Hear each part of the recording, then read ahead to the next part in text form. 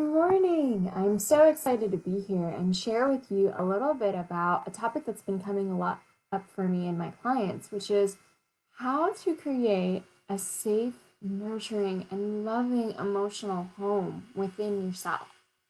So, since we've been little kids, we've literally been taught to find these emotional homes outside of ourselves.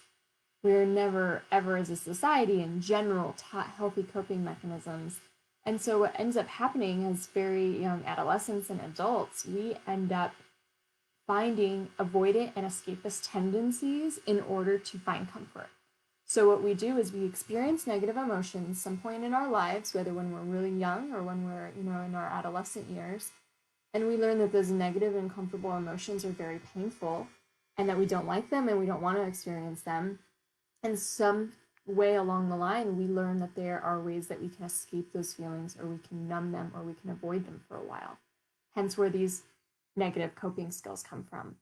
And in that very moment, in that small moment when we use, say, alcohol to numb or any other kind of escapist tendency, we feel for just a small little moment relief from those negative feelings, but we don't actually solve them and we don't actually create that comfort and that love and that nurturance within ourselves.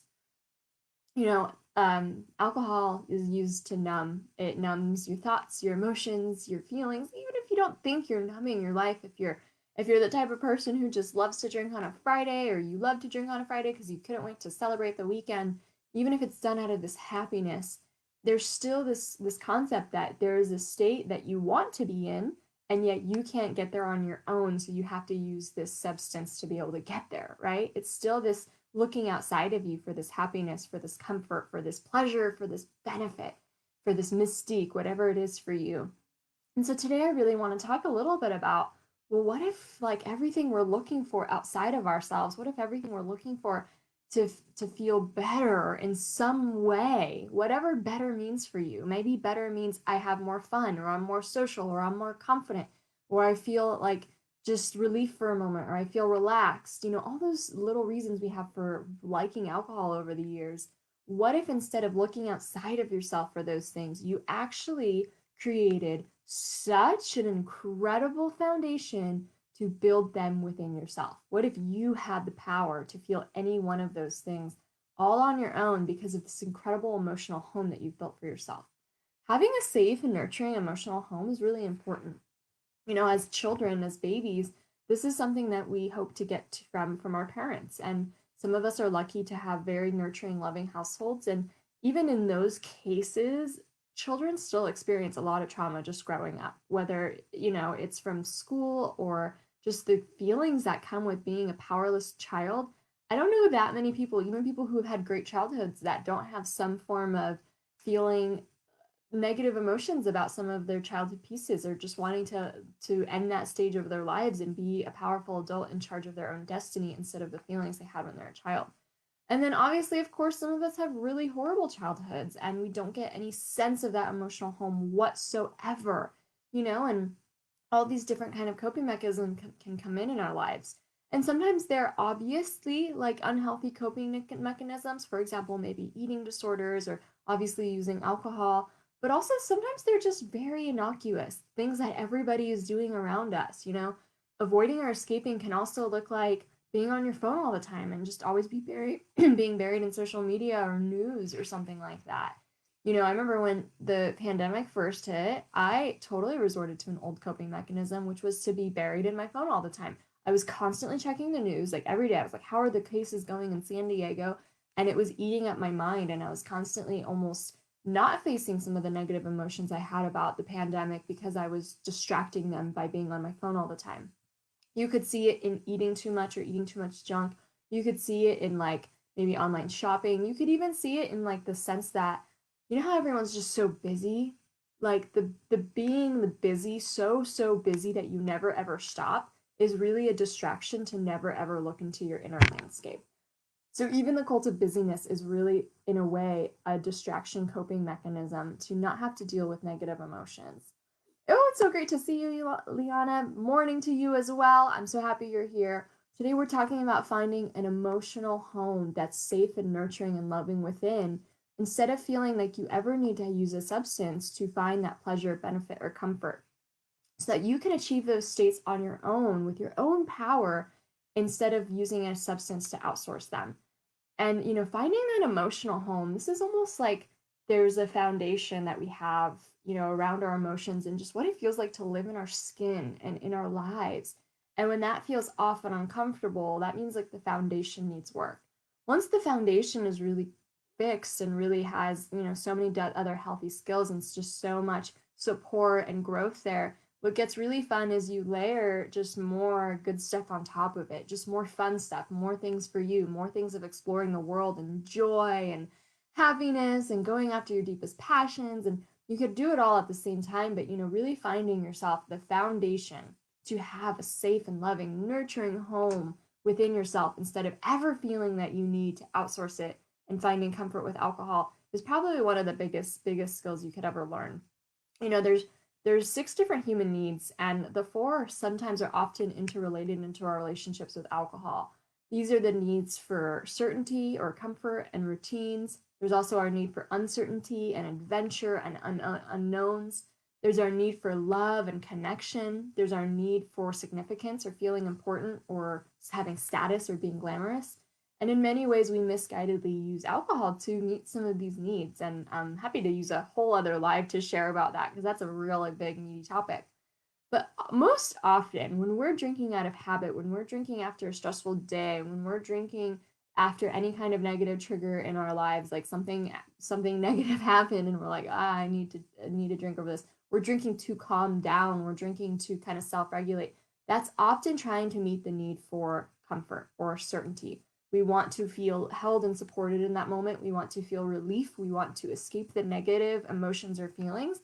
And so this need for comfort isn't a wrong need. It's a very healthy need.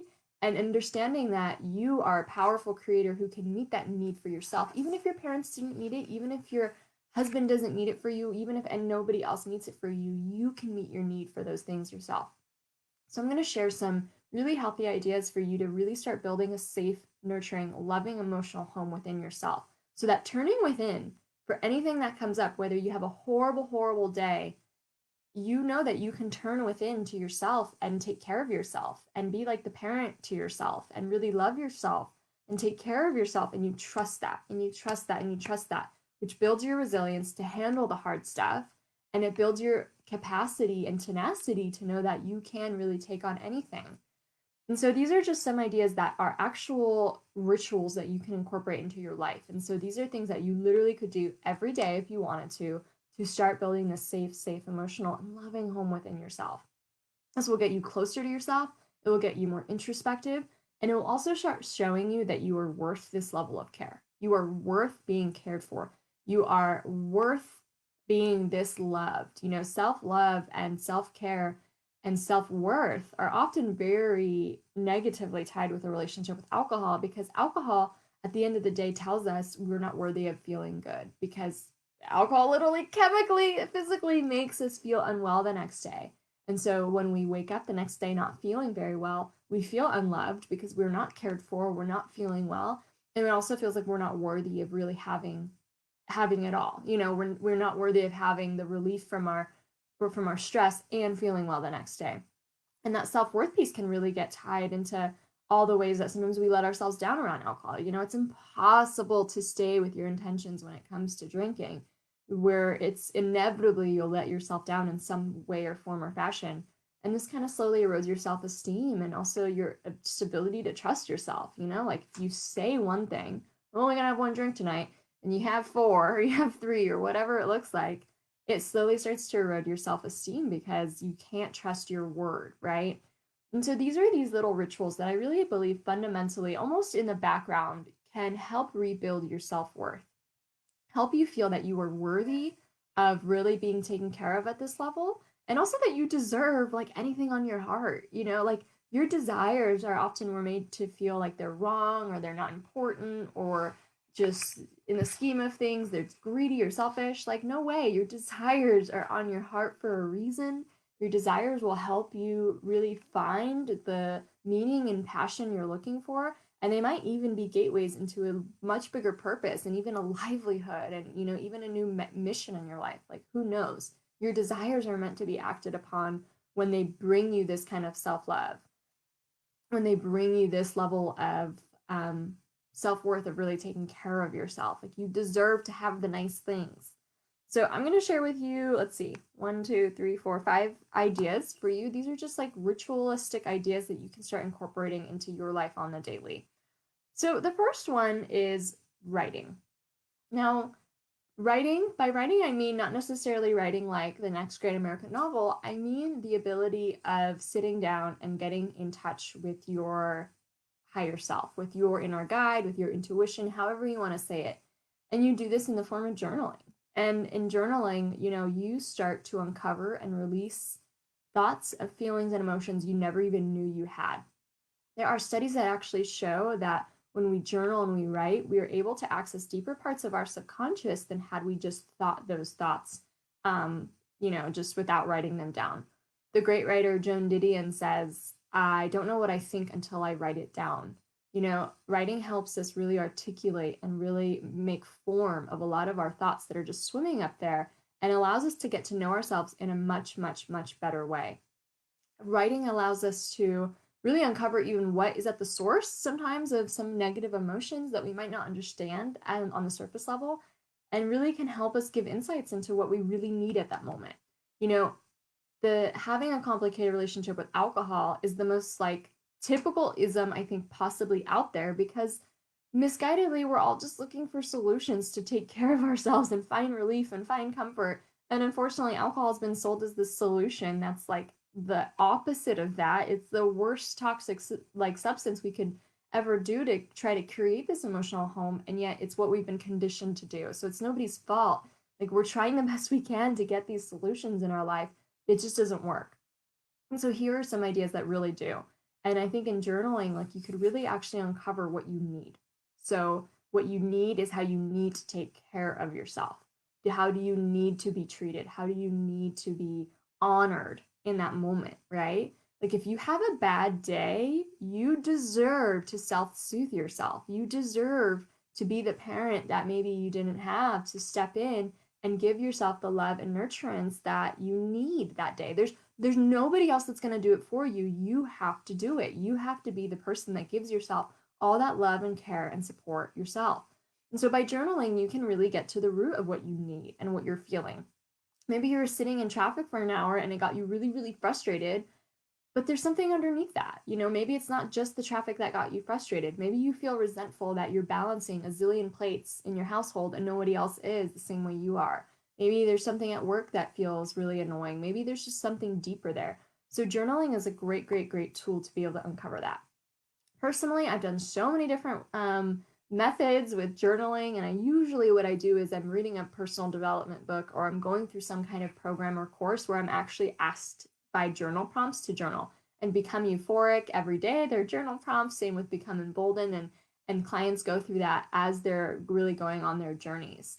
However, if like these aren't available for you, and you're not using an actual guided program to help you journal, I love what Julia Cameron calls morning pages. And morning pages are writing stream of consciousness for 3 pages every day. I use really small notepads for this, so you don't have to go crazy and write like the 3 longest pages of your life.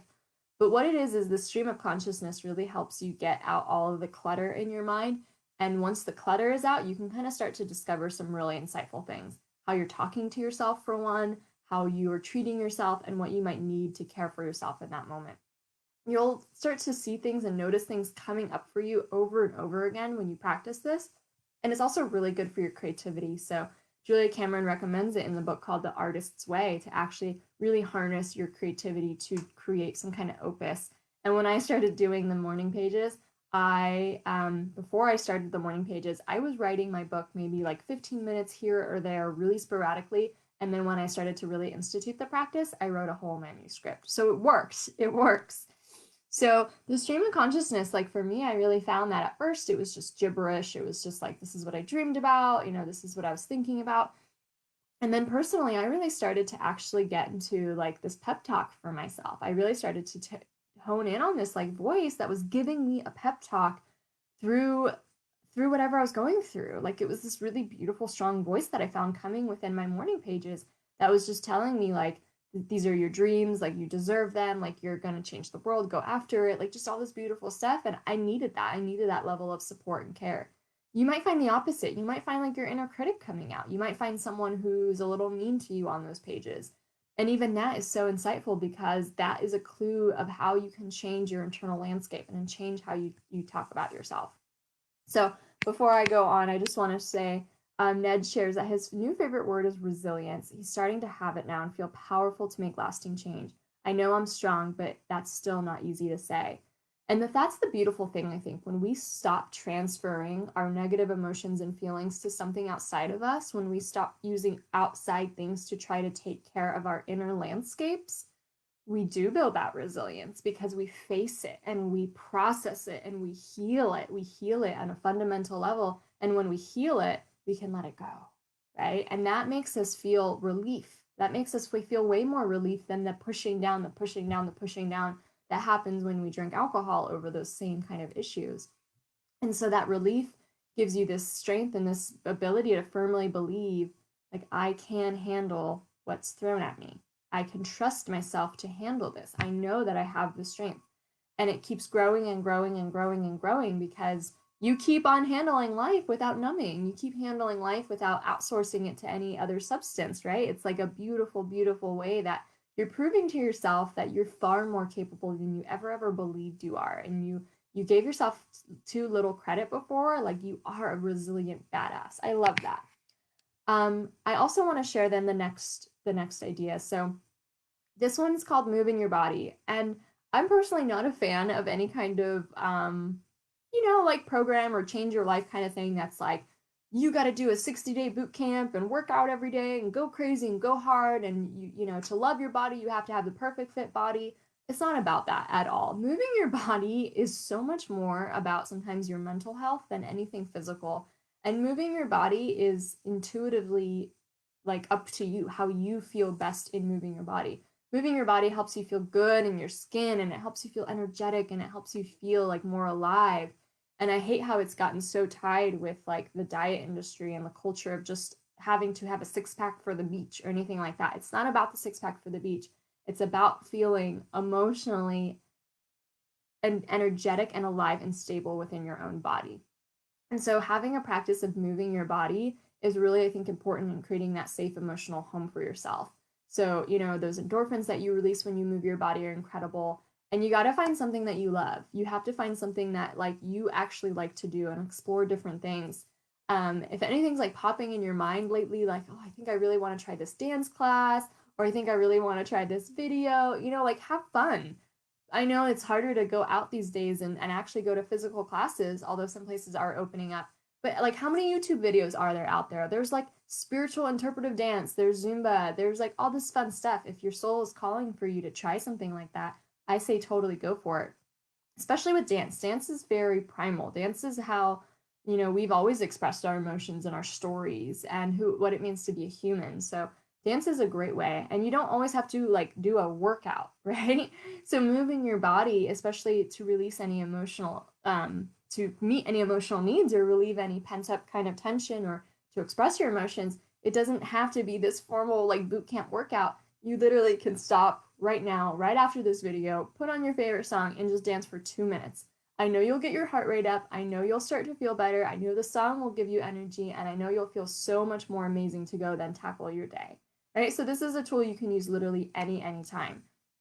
I go to these personal growth conferences, and every single one, they have you standing and jumping up like every 10 to 30 minutes. Every single one I've been to. And it's not just supposed to be like rah, rah, rah, like it's not just this like fake positivity. It's literally the purpose is to get us to move our bodies so that energetically, mentally, we feel better and we start to release those endorphins and we get like tapped into the more positive emotions. Moving your body fundamentally changes the emotions in your body because emotions are hormone responses. Moving your body will give you a different release for that. So if we just think about, I think, exercise in a different way, in a more like powerful, cool way to like really control our mind, it can be a lot more enticing than like, I need to look good at the beach at the end of the summer. The next practice for you is gratitude. Gratitude, while it seems like this big, like mindset kind of thing that you need to adopt, it really can become a small ritual in your life where you just have a habit, even in your journaling, of just writing down 3 to 5 things you're grateful for that day. So clients in Become Euphoric do this every single day. They're asked to really list 3 beautiful things that they're grateful for. And having this habit and practice of gratitude trains you to start looking for blessings in your life. Because our brain has evolved through the ages, remember, right? And it's actually evolved to look out for problems. Looking out for problems is how we survived. It's how we survived saber-toothed tigers and all these hostile conditions. Our brain is excellent at looking for problems. I could spend the rest of my life, if I wanted to, finding everything that's wrong with this world. However, at the flip side, with being this intelligent creator that I am and more evolved than just a reptile, I can actually spend the rest of my life looking for everything that's good in the world too. I get to choose. I get to choose where my focus goes. I am the creator, the maker of that reality, right? So if you get to choose where your focus goes, you need to have a reminder in your day to actually choose gratitude. And I love to do this in a journaling practice. You could do it with your morning pages. You could do it at the end of the day. And you could do it in the shower. I mean, get creative, but just list the 3 to 5 things that you're grateful for. And I like to do things that are kind of not the big obvious ones all the time, like I'm always grateful for my husband. I'm always grateful for my dog. But I like to say specific things about actually what happened that day or what happened the day before, so that I'm really on the lookout for those small, beautiful blessings, the smallest beautiful things. And when you're alcohol free and you're taking a break, really magnifying and choosing to put your focus on the blessings that are just blossoming in front of you is so beautiful, because you're going to be sleeping better, you're going to be feeling better, you're going to have conversations that you would not have had before, you're going to notice things and appreciate things in the natural world that you would have just never seen before. So really capturing this all down in a gratitude practice just helps affirm, affirm, affirm, affirm, affirm, affirm, affirm. And you get to choose where your focus goes, and there you get to create the happiness in your life that you want, right? Happiness isn't just a state that we're either in or we're not, or we're either lucky or we're not. We actually have to do things to feel happy. We actually have to be intentional about crafting this kind of foundational emotional home for ourselves, so that we don't go looking outside of ourselves for that comfort. A next great thing is having a support circle. You want to have people who lift you up in your life. You want to have people who are growing with you. And I know that's kind of hard, because sometimes our friend circles are very old. Maybe we have friends from college, and we can be on totally different journeys, in our lives. But even just being here in the Euphoric Facebook group, this is your support circle. This is where you can cheer each other on. This is where you can really celebrate each other and support each other if anyone's having a challenge. You have a great support circle here. And there's lots of different ideas about how you can get more support and more women or men who are also embodying your incredible lifestyle in the real world. For example, group coaching is one of the most incredible methods I've ever seen to form friendships with other soul seekers. So Become Euphoric right now is being held through a group coaching program, and the women there are just amazing, and they're just making such cool connections. And I personally am part of other group programs where I've made just really, really near and dear friends. So that's a really good one. But you could also just go on meetup.com and see what's in your area that's a local social group. Maybe it's alcohol free, maybe it's to do with spirituality, maybe it's whatever it is, but finding that support circle of people who lift you up and who honor your dreams. Most people don't honor our dreams because they're jealous that they didn't go after their dreams. So you really have to be careful and guarded with who and what you share with other people, and really finding the people who lift you up is important. Another really, really beautiful thing to do is taking care of yourself in a sense of using things that are beautiful and special, just to treat yourself. Imagine if every single day you did one nice thing for yourself. Imagine if every single morning you actually planned it out. I'm going to do something nice for myself today. And maybe that nice thing is super extravagant, you go and get a massage, and maybe it's the simplest thing, you just light a candle. How many times do we get candles and then we don't light them because we're oh, I don't want to use it all up. It's not worth it, right? But using stuff up because you are worth it, you deserve it, is a beautiful way to take care of yourself. Light the candle, use the fancy lotion on yourself after your shower, make yourself a gorgeous cup of hot cocoa if you want. Buy yourself flowers, right? Like, how can you treat yourself every single day to just something really nice just for you? Something that's like really, really even small. Like, it doesn't have to be this big thing that you do, just like a nice way. Maybe you put on perfume that day. I mean, how many of us during pandemic like never wear the perfume anymore because we're like, oh, we don't want to waste it. I'm not seeing anyone. But if that's gonna make you feel like 10 times better that day, then why not? Why not do the beautiful like self-care, even anointment and rituals? Why not make yourself the gorgeous cup of tea? Why not go out and buy the flowers? Why not go out and, get anything that you want that day, like get yourself a new book or whatever it is. So I think it could be fun to even make a list of like 20 to 30 maybe smaller ways that you can fit into your life of how you can do something nice for yourself every single day. Maybe it's like one thing I love is brushing my skin. So brushing your skin helps like exfoliate it. It helps stimulate your lymph nodes. I love it. It feels amazing, right? And I don't like have to book a massage to do it. I can just do it like before a bath. I just make a plan and I do it, right? And it feels so good. So what are little ways that you can take not only care of yourself, but also do something really nice just for you to show yourself that you deserve it, to show yourself that your self-worth matters, to show yourself that creating this loving emotional home is not the job of alcohol. It's not the job of even your parents anymore. It's the job of you. It's the job of you to create such a beautiful home for yourself. So these are just little rituals that you can really incorporate into your every single day and really like start making yourself feel like a goddess. And if you're a guy or maybe like a god, I guess that sounds kind of weird. But like you're a really special person that deserves all this stuff, that deserves to be taken care of in such a way. Even the foods you eat, like again, I don't want to tie it with diet and eating in a way that like, you do so you look a certain way, but eating in a way that nourishes you, eating in a way that makes you feel loved. So I don't know if you've ever been in the store and you're like, I'm not going to get the expensive organic tomatoes because these like cheap Roma ones are like much cheaper. Or like, I'm not going to get the green juice because, like it's just too expensive. I can make it at home, but then again, I'll buy alcohol any day of the week, right? So isn't it funny how our brain like makes these rules of what we deserve and we don't deserve? Like buy yourself the fancy organic tomatoes. Get yourself the green juice. Like, is there anything healthier that you can have than the green juice and the nice tomatoes? Like, treat yourself to things that make you feel good and don't talk yourself out of them and then have this like strange paradox where you'll then treat yourself on the toxic beverage, right? Like it's crazy how that's how we're taught to think.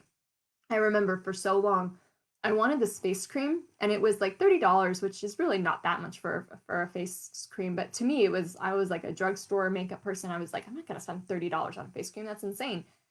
And yet, a $30 brewery tab was like the most normal expense in the world to me, right? So even the way that you treat money today, especially if you're saving money by not buying alcohol, you can save it and you can do great things with it, but you also deserve to just spend it sometimes on things that you never allowed yourself to have before, but that would really make you feel loved and special in that moment.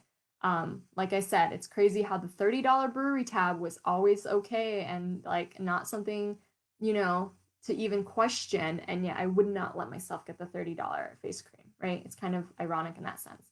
Get yourself, especially when it comes to food, get yourself the like loving, nurturing food. Get yourself those organic tomatoes, get yourself the green juice, get yourself the like nice fresh kale, get yourself the stuff that really makes you feel nurtured. I love getting vegan meals, for example, delivered to my house. I get them a few times a week and it's life changing. I use a brand called Thistle. They're on the West Coast and they're not all over, but I love it. And there's like nothing more nurturing to me because somebody else made it and it's like really, really good for you and it actually tastes good too. So these are just some ideas of how you can really do something nice for yourself every single day. Change how you view even like money and what you're worthy of and what you're worthy of spending on. And I'm not talking about like spending to fill a hole. I'm talking about like the things that really take care of you and that you will cherish and that you will love, right? Like there's kind of an energetic difference in that. So I hope some of those ideas were helpful. Paula says she wears her perfume every day. I love that. Ned says, great point. I'm lighting a candle I've been saving. I know, isn't it funny? We save them, or like sometimes we do it with like soap or lotion or just stuff we buy, maybe, around the like on vacations and stuff. And we're saving it for a better time, for better use. And then 5 years later, the thing expires or so like gross and dusty or moldy that we throw it away anyways, right? Like, use it up. Use that stuff up. All right. So thank you everyone for joining. It's a pleasure to be here, and I'll catch you next week.